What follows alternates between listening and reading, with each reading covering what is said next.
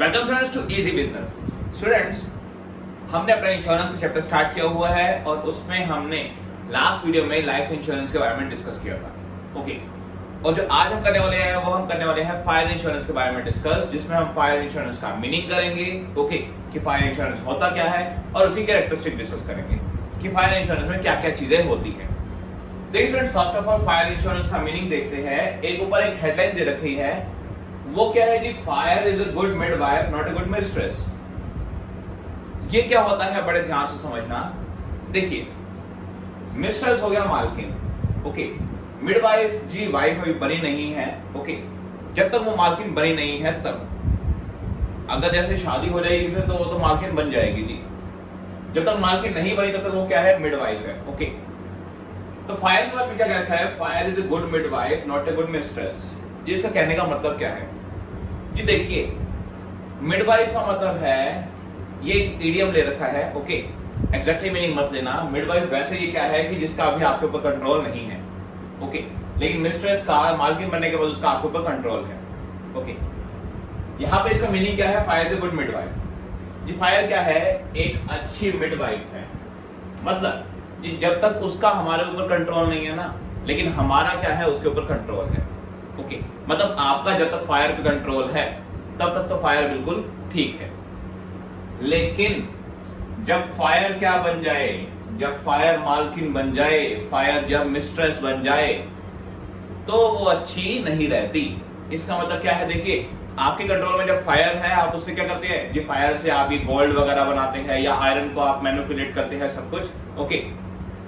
Fire से आप रोटी बनाते हैं, सब कुछ। जब तक आपके कंट्रोल में फायर है तब तक आप फायर से बहुत अच्छे काम कर सकते हैं। Then fire is good.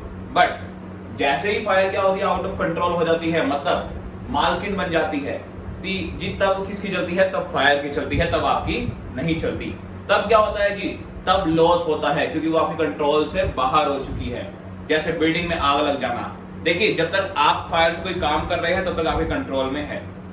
जैसे ही वो आपके कंट्रोल से बाहर हो गई, वो अब मिस्ट्रेस बन गई है, वो मालकिन बन गई है, ओके। अब क्या होगा जी? अब लॉस होगा। किसका? या तो प्रॉपर्टी जलेगी या कुछ भी होगा, लेकिन अब क्या होगा? लॉस होगा, ओके। तो बहुत अच्छी लाइन दे रखी है, fire is a good midwife not a good mistress, okay. तो आई थिंक ये लाइन तो क्लियर हो गई होगी। अब देखते हैं फायर इंश्योरेंस होता क्या है। ये एक ऐसा इंश्योरेंस जिसमें आपने एक प्रीमियम पे करना है। आपने एक फिक्स प्रीमियम पे करना है, मतलब एक किस्त देनी है फिक्स, ठीक है। इंश्योरेंस करवाने का अमाउंट देना है, ओके। और इंश्योरेंस कंपनी आपको एक फिक्स अमाउंट तक गारंटी दे देगी कि अगर आपका लॉस होगा फायर की वजह से, अगर आपका लॉस होगा फायर की वजह से, then insurance company will compensate that loss. तो इंश्योरेंस कंपनी क्या करेगी? उस लॉस को कंपनसेट करेगी, सहेगी, लेकिन ओनली एक लिमिट तक बस, ओके। तो ये तो हो गया फायर इंश्योरेंस का मीनिंग। इसमें पढ़ते हैं, देखिए, एक ऐसा insurance under which the insurer मतलब इंश्योरेंस कंपनी, ओके, जो करने वाला है, इंश्योरेंस करने वाला। तो इंश्योरेंस होगी इंश्योरेंस कंपनी। उसने हमें प्रॉमिस किया है क्या? टू पे और कंपनसेट, कि वो पे करेगी या हमें कंपनसेट करेगी। कितना? Up to a specified limit. Only जो लिमिट उसने कही है उतनी, ओके। अभी आपको एग्जांपल से भी बताऊंगा। On the happening of any loss due to fire, on the happening of any loss of property due to fire. कोई भी लॉस कब होगा? जब फायर से होगा, ओनली तब, अदरवाइज नहीं। इन ल्यू ऑफ अ प्रीमियम, किसके बदले? जी, आपने जो प्रीमियम पे किया है उसके बदले क्या मिला है आपको? इंश्योरेंस। तो in lieu of premium, okay, for a fix time. और उसका क्या है जी? जो आप इंश्योरेंस कंपनी ने इंश्योरेंस किया है उसका एक फिक्स टाइम है, जो कि जनरल ईयर का कितना होता है? ऑलवेज जनरल इंश्योरेंस का ऑलवेज कितना होता है? 1 ईयर का ही क्या होता है? इंश्योरेंस होता है। अब एग्जांपल देखते हैं। देखिए, एक पर्सन है जिसने अपनी एक प्रॉपर्टी थी, मतलब गोडाउन था, ओके। गोडाउन में सामान पड़ा हुआ था आपका, जो भी गुड्स पड़े थे, ओके। ए ने क्या किया? उसका इंश्योरेंस करवा लिया। कितने रुपए देके? 5000 रुपीज देके। कितने देके? 5000 रुपीज का क्या पे किया? ए ने प्रीमियम। क्या पे किया? प्रीमियम। किस्त पे की 5000 रुपए, ओके। इंश्योरेंस कंपनी ने क्या कहा? इंश्योरेंस कंपनी ने आपको क्या किया जी, एक 50,000 की लिमिट, कितनी, अभी 50,000 दे रहा हूं मैं, कि 50,000 तक आपको क्या दे दिए, लिमिट दे दी कि आपने जो 5,000 रुपए पे किया है, मैंने आपके गुड्स का इंश्योरेंस कर दिया, अगर आग लग जाएगी तो मैं आपको 50,000 रुपए तक दूंगी। कितने, 50,000 रुपए तक दूंगी। ओके, और कब तक जी, 1 साल तक। कब तक, 1 साल तक। ओके, तो ये क्या हो गया जी, ये इसने इंश्योरेंस करवा लिया ऐसे। तो ये हो गया हमारा क्या, फायर इंश्योरेंस। लेकिन अब बीच में इसमें अभी कैरेक्टरिस्टिक पढ़ोगे तो आपको इसमें कई केसेस समझ आएंगे, वो बड़े ध्यान से पढ़ना। देखिए मीनिंग तो आपको क्लियर हो गया होगा। मीनिंग में है क्या, जस्ट ये एक ऐसा इंश्योरेंस जिसमें हम एक फिक्स इंस्टॉलमेंट पे करते हैं। ओके, एक फिक्स प्रीमियम पे करते हैं, एक टाइम भी फिक्स होता है, कितना, 1 साल का। ओके, और हम क्या कर लेते हैं, अपनी प्रॉपर्टी को इंश्योर्ड करवा लेते हैं। क्या करवा लेते हैं, इंश्योर्ड करवा लेते हैं 1 साल तक, कि अगर उसमें आग लग जाएगी तो हमें एक फिक्स अमाउंट इंश्योरेंस कंपनी देगी। ओके, तो ये है हमारा क्या, फायर इंश्योरेंस। अब आते हैं जी कैरेक्टरिस्टिक ऑफ फायर इंश्योरेंस की नेचर क्या है, कैरेक्टरिस्टिक क्या है, वो देखते हैं। फर्स्ट ऑफ ऑल तो रिटन कॉन्ट्रैक्ट होना चाहिए, वर्बल कॉन्ट्रैक्ट नहीं चलता इंश्योरेंस में। क्या होना चाहिए, ऑलवेज एक रिटन कॉन्ट्रैक्ट होना चाहिए ताकि एक प्रूफ हो। ओके, तो एक रिटन कॉन्ट्रैक्ट होगा, 2 पार्टीज होगी, 2 पार्टीज मतलब एक इंश्योरेंस करने वाली और एक इंश्योरेंस जिसका हो रहा है वो। तो उसे हम क्या कहते हैं जी, इंश्योर्ड, जिसका इंश्योरेंस हो रहा है, और इंश्योरर मतलब इंश्योरेंस कंपनी है जो कर रही है। तो 2 पार्टीज का होना बहुत जरूरी है। थर्ड क्या है जी, repayment of sum assured is not necessary. आते हैं इसी एग्जांपल से, क्योंकि इसी एग्जांपल से ही हम समझेंगे ये सारी। देखिए ये 50,000 रुपए क्या कहा जी उन्होंने, अगर आग लग गई तो आपको 50,000 रुपए मिल जाएंगे। Repayment of sum assured is not necessary, ये सम एश्योर्ड है 50,000 का जी, इसकी रीपेमेंट जरूरी नहीं है। रीपेमेंट कब जरूरी नहीं है वो समझो। अगर 1 साल तक आग नहीं लगी, अगर 1 साल तक आग नहीं लगी तो इंश्योरेंस कंपनी कुछ भी पे नहीं करेगी, तो ये 50,000 रुपए नहीं मिलने। ये ओनली कब मिलने हैं, जब आग लगेगी तभी मिलने हैं, जब डैमेज होगा फायर की वजह से तभी मिलने हैं, अदरवाइज नहीं मिलने। ओके, तो अगर आपने 1 साल तक इंश्योरेंस करवा लिया और 1 साल तक कुछ भी नहीं हुआ, तो ये आपका 5,000 रुपए क्या थी, ये आपने जो पे कर दिए वो खत्म, आपको बदले में कुछ भी नहीं मिलेगा। ओके, नेक्स्ट क्या है जी, पीरियड ऑफ इंश्योरेंस, जो मैंने बता दिया कितने का होता है जी, जनरल इंश्योरेंस 1 ईयर के ही होते हैं। ओके, नेक्स्ट है जी कॉन्ट्रैक्ट ऑफ इंडेमनिटी। स्टूडेंट्स ये इंपॉर्टेंट है, थोड़ा ध्यान से समझना। इंडेमनिटी का कॉन्ट्रैक्ट का मतलब, मीनिंग क्या होता है इसका जी, इसका मतलब है जिसने इंश्योरेंस करवाया है ना, जिसने इंश्योरेंस करवाया है, ओके, वो पर्सन इंश्योरेंस से बेनिफिट नहीं उठा सकता। वो पर्सन इंश्योरेंस से बेनिफिट नहीं उठा सकता। बेनिफिट कैसे, वो सुनिए। देखिए इसी एग्जांपल को लेते हैं, 5,000 रुपए देखिए हमने 50,000 का क्या ले लिया, इंश्योरेंस। ओके, अब मान लीजिए आग लग गई। ओके, आग लग गई और उसमें कितने का लॉस हो गया जी, 40,000 के गुड्स जल गए। 40,000 के गुड्स क्या हो गए, डिस्ट्रॉय हो गए, जल गए। ओके, तो ध्यान रखना, हमारे इंश्योरेंस हमने कितने का करवा रखा था, 50,000 का। इंश्योरेंस कितने का था, 50,000 का। लेकिन इंश्योरेंस कंपनी खाली उतने देगी जितने का लॉस हुआ है, 50,000 नहीं देगी, ध्यान रखना, क्योंकि जितने का लॉस हुआ है उतना ही आपको क्या करेगी, कंपनसेट करेगी। आप उससे फायदा नहीं उठा सकते। तो 40,000 रुपए आपको मिल जाएंगे, या उतने का क्लेम आपको मिल जाएगा जितना इंश्योरेंस कंपनी पहले वेरीफाई करेगी आपके गोडाउन में जाके। ओके, तो उतने का क्या मिलेगा, आपको क्लेम मिल जाएगा। इसी में सेकंड केस देखते हैं जी, अगर लॉस ज्यादा का हो गया तो क्या होगा। मान के लॉस कितने का हो गया, जिस 60,000 के गुड्स चल गए, कितने के, 60,000 के जी। अब क्या होगा जी, अब इंश्योरेंस कंपनी आपको पे करेगी कितने, 50,000 रुपए।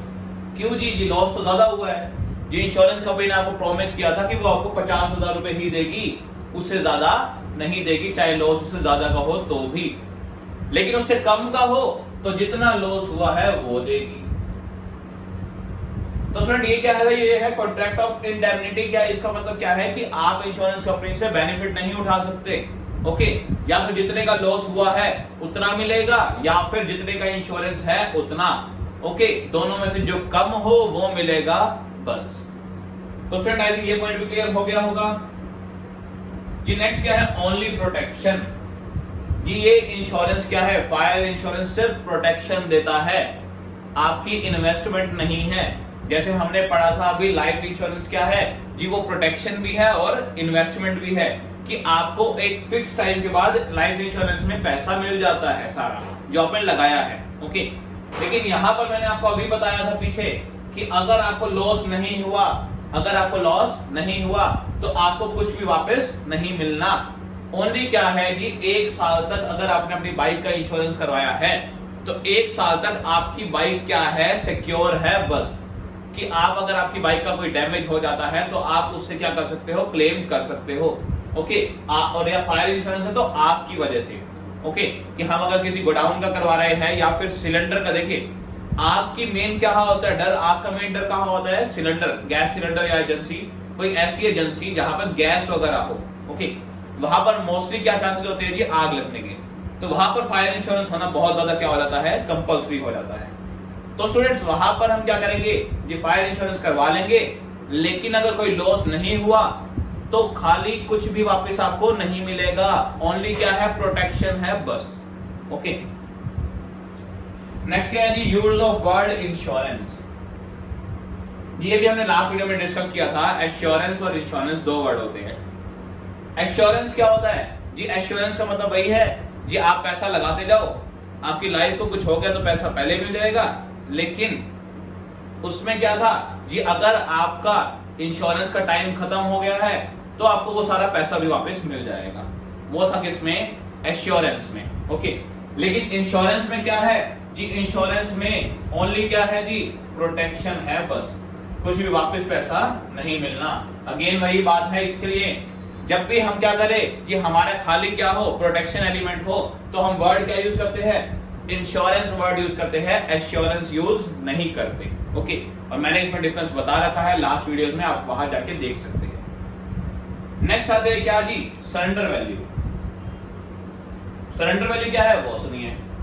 देखिए जी, अगर आपने इंश्योरेंस बीच में तोड़ दिया, अगर आपने इंश्योरेंस बीच में क्या कर दिया, ब्रीच कर दिया, तोड़ दिया, ओके, चाहे इंश्योरेंस कंपनी ने चाहे इंश्योर्ड ने, देखिए कोई ना कोई बात होगी तभी क्या होगा, इंश्योरेंस बीच में खत्म होगा।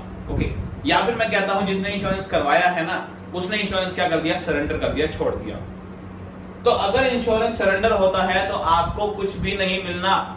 इसका मतलब अगर आप कहते हो जी मैं बीच में इंश्योरेंस छोड़ रहा हूं, इंश्योरेंस कंपनी कहते हैं आप सरेंडर कर दो, लेकिन आपको बदले में कुछ भी नहीं मिलेगा, आपने जो प्रीमियम पे कर दिया वो कर दिया, तो सरेंडर वैल्यू क्या रहती है जी, सरेंडर वैल्यू रहती है हमारी 0, कुछ भी नहीं मिलना। ओके, एंड लास्ट क्या है जी, पर्सनल कॉन्ट्रैक्ट। ये पॉइंट स्टूडेंट इंपॉर्टेंट है, बड़ा ध्यान रखना।